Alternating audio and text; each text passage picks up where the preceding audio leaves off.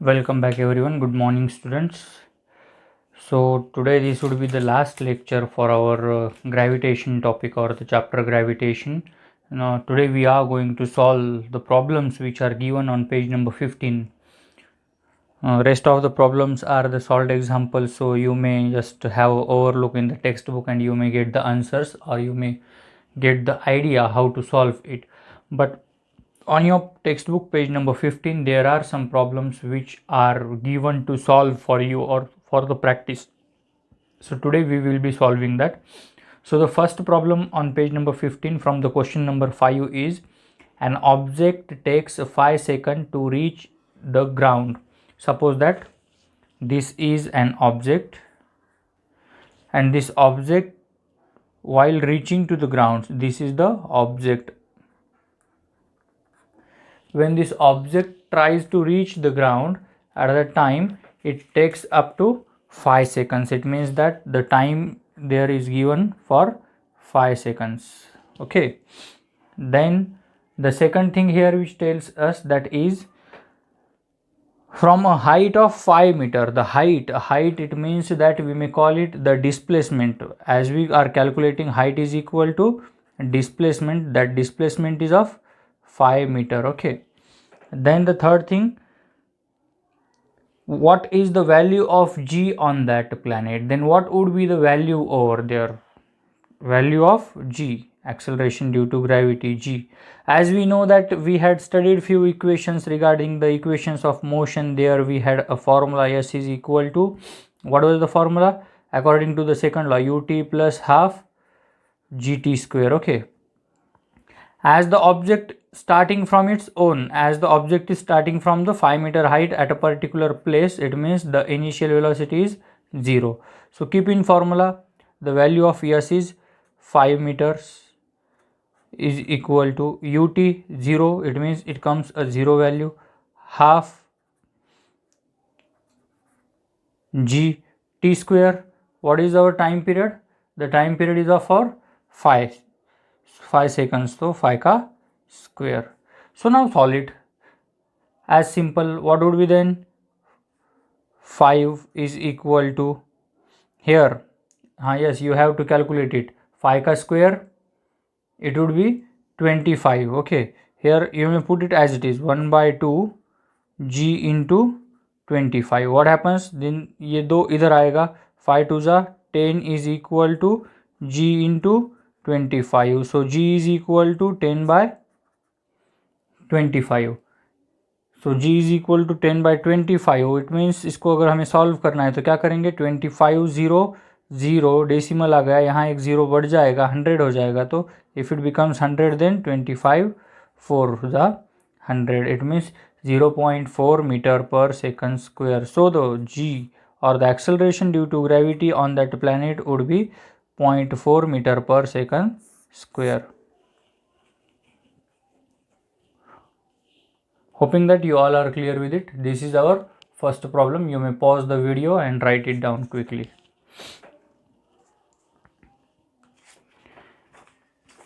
Then moving to our next problem.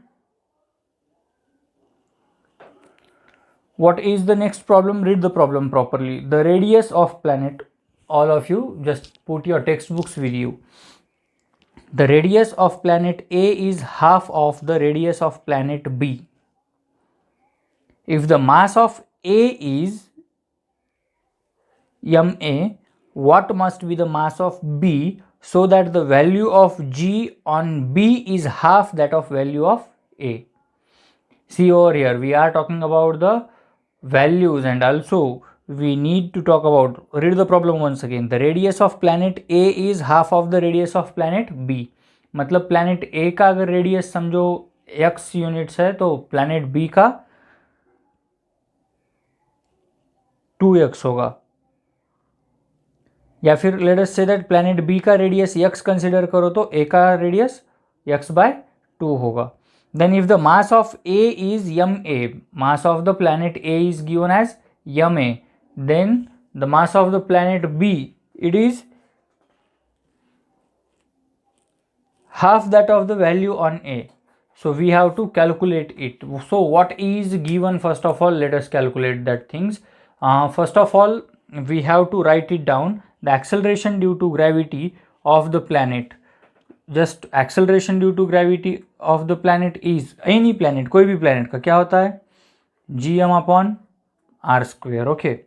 Then for planet A, we are talking about planet A.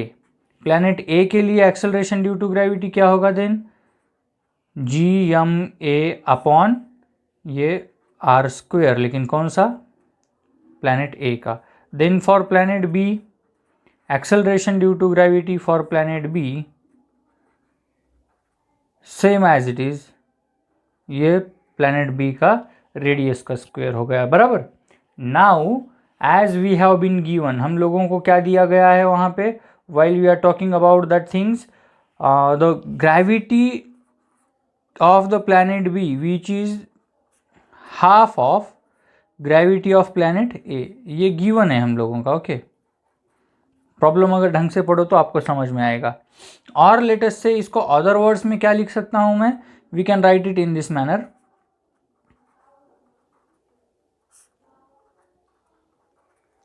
Which is equal to GMA, इसका radius twice होगा, बराबर. तो अभी क्या होगा यहाँ पे, लाइक टर्म्स को हमें मतलब डिडक्ट कर सकते हैं and then we can put the values. So while solving this, while doing this things, then we will get there. अभी क्या मिलेगा हम लोगों को, ये जी will get cancel.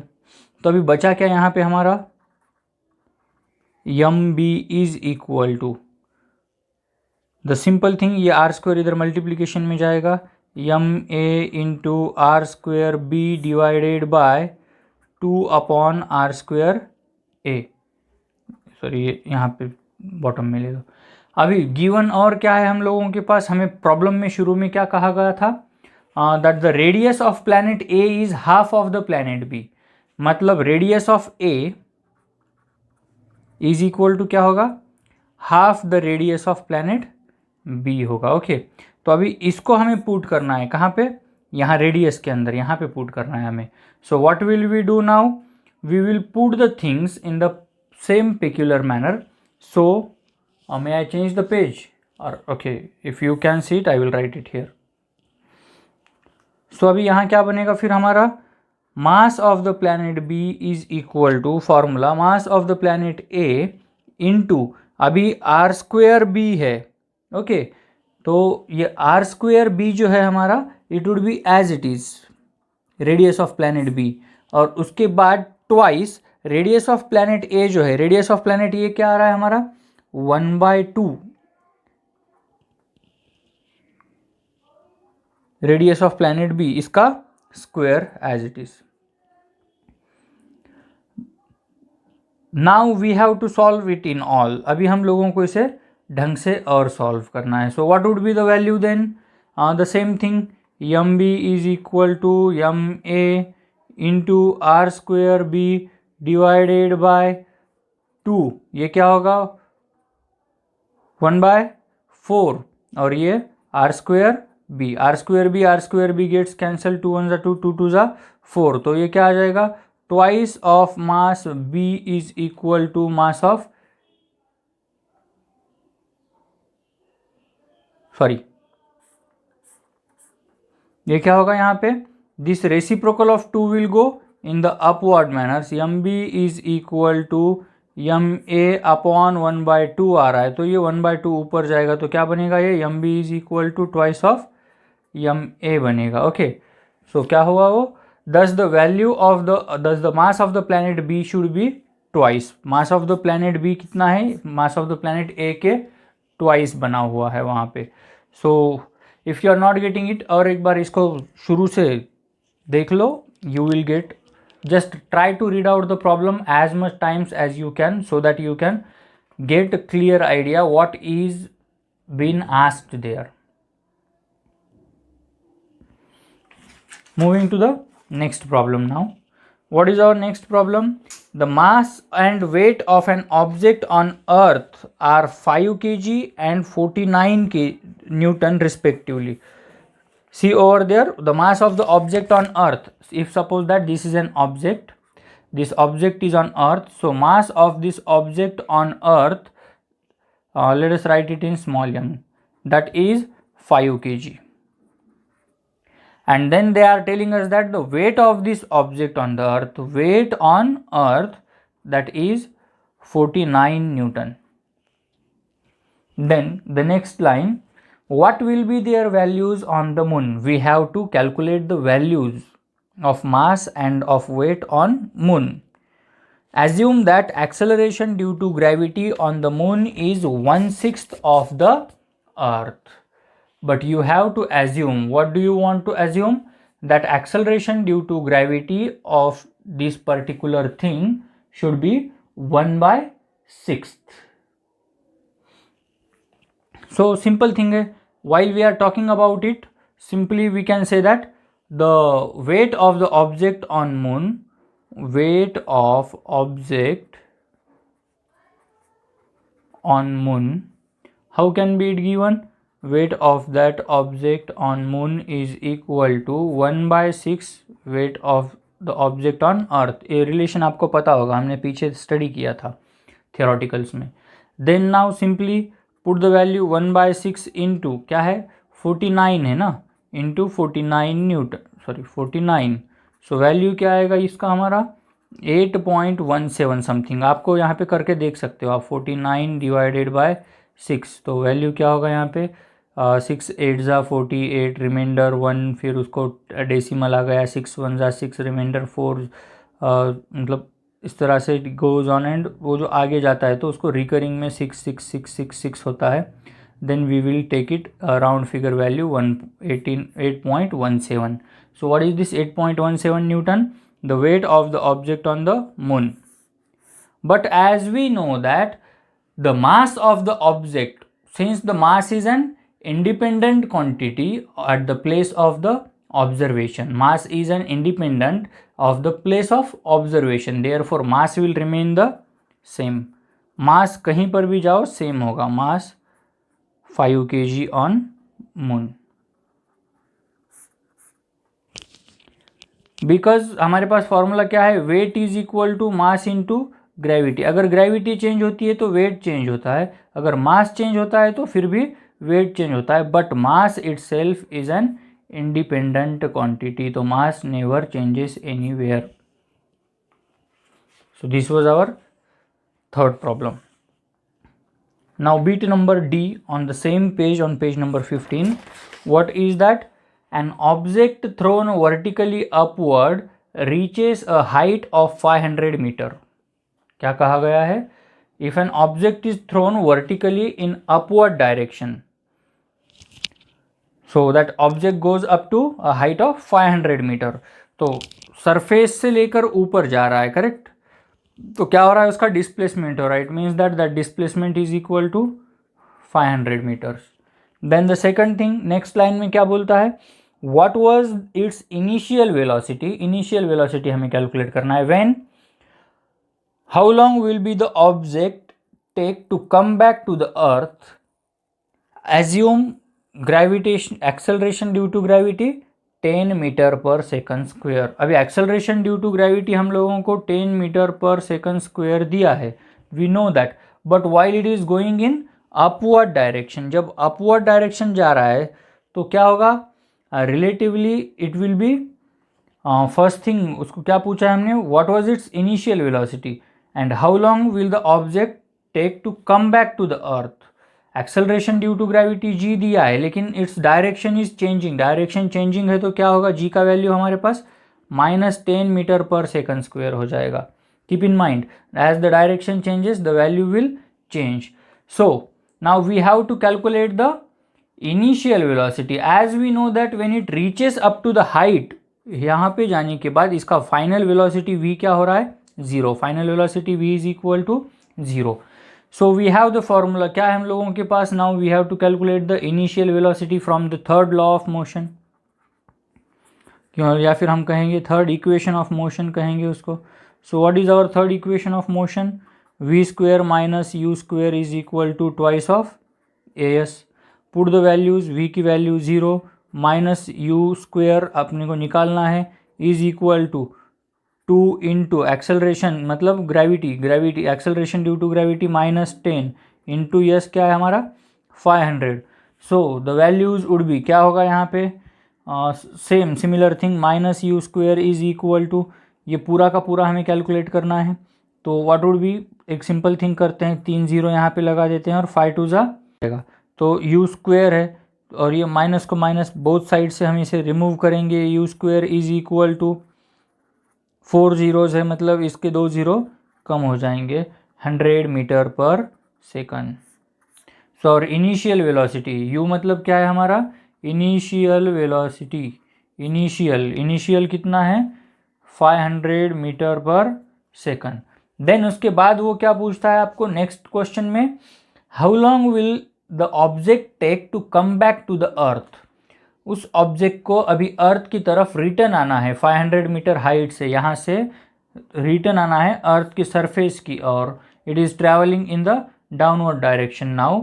So how long will the time be taken. So simple thing है हमें यहाँ पे टाइम टी निकालना है तो टाइम टी के लिए सिंपल फार्मूला हमारे पास by the object to reach 500 metre वही इक्वेशन जो फर्स्ट इक्वेशन हमारे पास v is equal to u plus a t. तो अभी रख दो इनिशियल फाइनल वेलोसिटी 0 है हमारा इनिशियल कितना है 100 है।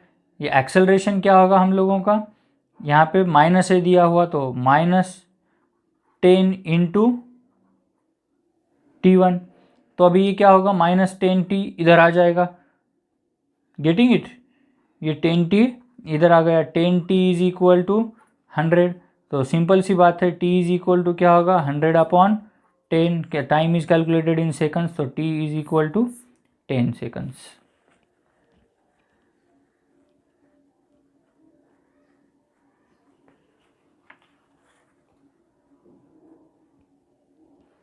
ओके सो नाउ ये हमारा क्या हुआ first of all the time taken by the object to reach at height 500 meter height हो गया बराबर ये मतलब 500 मीटर्स तक के लिए जाने के लिए हो गया। लेकिन फॉर वर्टिकल डाउनवर्ड मोशन अभी डाउनवर्ड मोशन के लिए जब हम बात कर रहे हैं तो डाउनवर्ड मोशन में क्या होगा अभी यहाँ पे एस इज इक्वल टू हमारे पास क्या है 500 मीटर है जी की वैल्यू क्या है 10 मीटर पर सेकंड स्क्वायर है और यू इनिशियल अभी क्या होगा हम लोगों का when it is coming in downward direction it would be 0। Now T2 be the time taken by object to come back to the earth। अभी हमारे पास एक फॉर्मूला है कौन सा फॉर्मूला है S is equal to u t plus half a t square. अभी initial value क्या लेंगे हम यहाँ पे the same thing the height would be at 500 हमारा initial value that is simple उसे हमने क्या किया 0 रखा फिर उसके बाद हाफ ए टी स्क्वेयर मतलब यहाँ पे हमारा क्या होगा half into 10 into T square 10/2 मतलब क्या होगा 5 होगा हमारे पास तो 500/5 is equal to t square फिर ये 100 is equal to t square ये T2 है तो T2 की वैल्यू क्या आएगी 10 सेकंड्स। तो द टोटल टाइम टेकन क्या होगा हमारे पास टोटल टाइम टेकन T1 प्लस T2 is equal to 10 + 10 which is equals to 20 second. मतलब यहाँ का जो 10 सेकंड्स का टाइमिंग है ये T1 और ये हमारा T2 ये दोनों को मिला के टोटल वैल्यू और the total time taken for that object to reach the earth surface that would be then 20 seconds or let us say to come back to the earth it takes approximately 20 seconds। Hoping that you are clear with it। Moving to the next one, what is the next one? A ball falls off a table and reaches the ground in 1 second assuming g is equal to 10 meter per second square। Calculate its speed on reaching the ground and the height of the table। We have to read the problem once again। A ball falls off a table and reaches the ground in 1 second। It means that where the time period for that ball t is equal to 1 seconds। Then Assuming g is equal to acceleration due to gravity 10 meter per second square, then when the ball is falling over there, so the ball is on the table, so on that table its initial velocity would be 0. Then calculate its speed on reaching the ground. So if you have to calculate the speed, then v be the velocity while reaching on the ground, v be the velocity of ball while reaching on the ground. Thus from the first equation of motion हमें लेना है यहाँ पे कि क्या होगा हमारा first equation of motion, v is equal to u plus g t. So v is equal to u की वैल्यू 0 है हमारे पास, g की वैल्यू 10 है एंड t की value 1. So v is equal to क्या होगा हमारा आंसर 10 मीटर पर सेकंड. देन सेकंड थिंग का कहा गया है हमें, we have got the speed but calculate the height of the table. अभी हमें टेबल की हाइट भी कैलकुलेट करनी है. हाइट मतलब डिस्प्लेसमेंट आता है कि मतलब ये समझो टेबल का सरफेस है. Suppose that this is our table, ये टेबल का सरफेस है. इस सरफेस से इस ग्राउंड तक जो डिस्प्लेसमेंट हो रहा है ये क्या होगा, हाइट होगा. हाइट मतलब displacement. S is equal to formula क्या है हमारे पास, u t plus half g t square. Then simple thing, u की वैल्यू 0 है तो ये कंप्लीट 0 हो जाएगा, इंटू हाफ g की वैल्यू क्या है 10 है, इंटू t का स्क्वायर मतलब 1 का square, which is equal to finally हमें मिलता है 10/2 which is equal to 5 meters. So s is equal to h is equal to 5 meters. So the displacement is of 5 meters और let us say height of the table is 5 metre.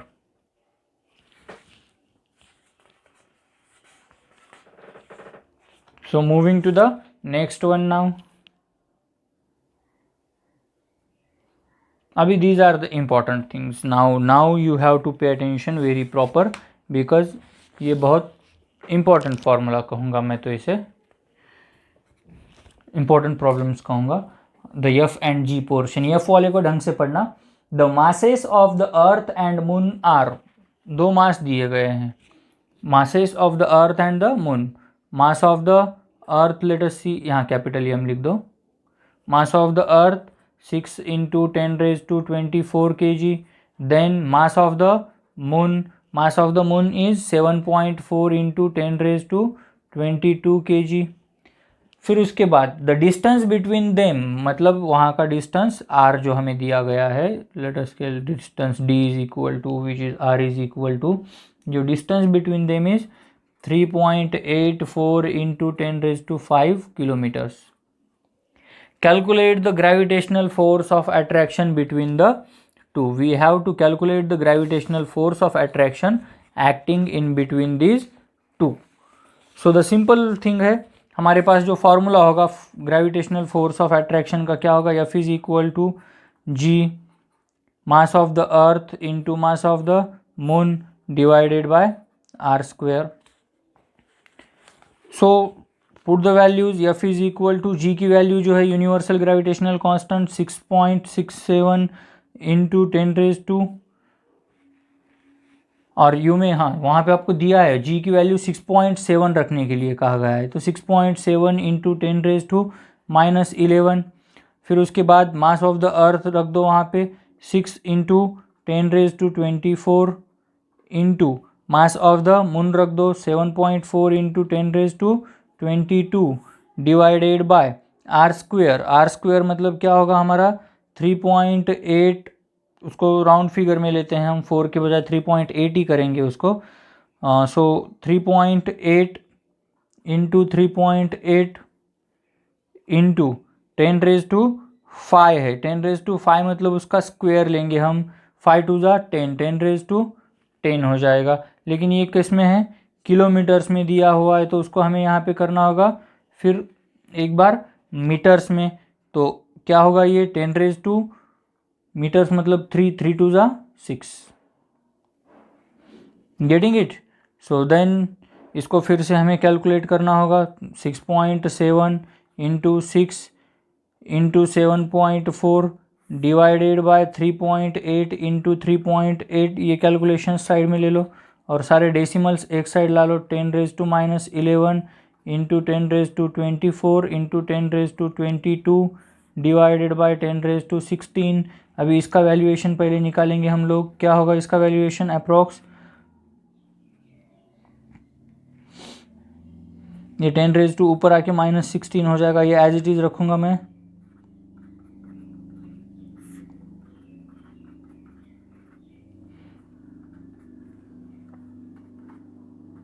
-11 + 24 + 22 -16, rough में कहीं calculate करके देख लो आप क्या होगा, equal to 6.7 into 6 into 7.4 upon 3.8 into 3.8 into 10⁻, ये हो गया +19 हमारे पास। ओके, जब हम इसको कैलकुलेट करेंगे पूरी तरह से, while we are calculating it in overall, तो यहाँ पे अप्रॉक्स आपको कैलकुलेट करके देखना होगा समथिंग, ये 3.8 कैलकुलेट कैंसिल हो जाएगा, इसको सब तरह से आप करोगे तो अप्रॉक्स 20 समथिंग आगे मिलेगा, तो इंटू 10⁻19 है, उसको मैं 2 इंटू 10⁻20 न्यूटन्स ले लूँगा।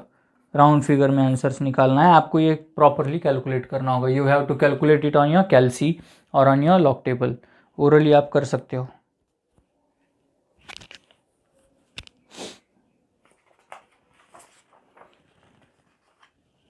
Then moving to the next one, next क्या हो, हमें लास्ट प्रॉब्लम है, the mass of the earth is 6 into 10⁻24 kg। Mass of the earth क्या है दिया हुआ, 6 into 10⁻24 kg। Then the distance between the earth and the sun is 1.5।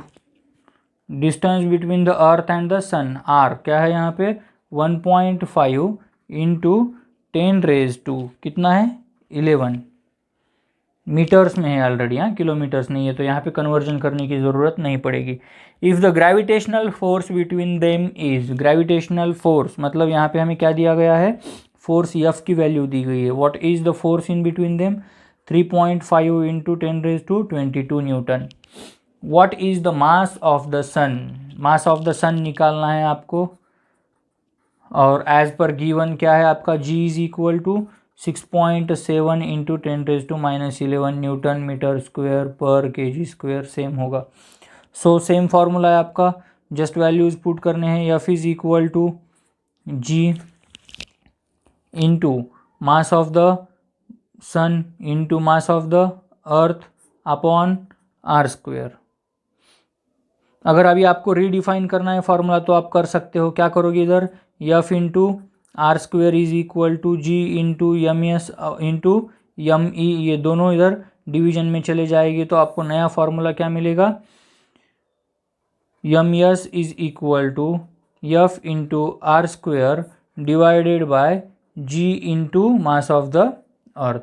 So values put कर दो, वहाँ पे आपका फोर्स क्या है, 3.5 इंटू 10⁻22 इंटू डिस्टेंस क्या है आपको दिया हुआ, 1.5 इंटू 10⁻11 का स्क्वायर करना है, r square, then divided by आपको जो दिया गया है ग्रेविटेशनल फोर्स वो क्या है, 6.7 इंटू 10⁻11, और उसके बाद मास ऑफ द अर्थ क्या है दिया हुआ, 6 इंटू 10⁻24। सो सिंपली सारे चीज़ों को, mass of the sun is equal to, इकट्ठा कर दो, 3.5 इंटू वहाँ पे 1.5 इंटू 1.5 इंटू 10⁻22, और यहाँ पे भी 11 का 2 मतलब क्या होगा, +22 होगा, डिवाइडेड बाय 6.7 इंटू 6 इंटू ये 10⁻11 और 10⁻24 है, तो यहाँ पे 10⁻11 + 24, calculate the terms now, 3.5 into 1.5 into 1.5, 15 मतलब 15 का स्क्वायर 225, मतलब यहाँ पे 2 decimal 2.25 divided by 6.7 into 6 into, अभी इसको कैलकुलेट करते हैं हम लोग, अभी इसे कैलकुलेट करेंगे तो क्या मिलेगा यहाँ पे, सिंपली समझो 24 और 11 13 +13 ऊपर जाके -13 हो जाएगा, 10⁻⁴ 44 माइनस 13, 44 माइनस 13 मतलब क्या मिलेगा आपको, अप्रॉक्स वैल्यू उसका मिलेगा इंटू 10⁻31 मिलेगा। ओके, देन जब ये पूरा वैल्यू आप सॉल्व करोगे, अप्रॉक्स मैं मतलब अप्रॉक्स बोल रहा हूँ आप लोगों को, then I will get the answer as 0.196 और समथिंग, लेकिन उसको डेसिमल एडजस्ट करके मैं लिखूंगा 1.96 into 10⁻30 kg. This would be the mass of the सन.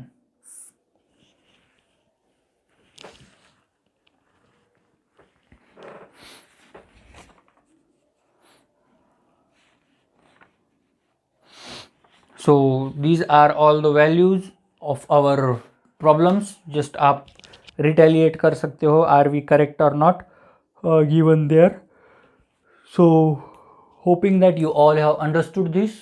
अगर नहीं तो बार बार इस वीडियो को देखो, अगेन एंड अगेन इसको स्टडी करो properly, then you will be clear with the things. So let's stop here today. Revise the chapter properly, study the problems thoroughly. Have a nice day.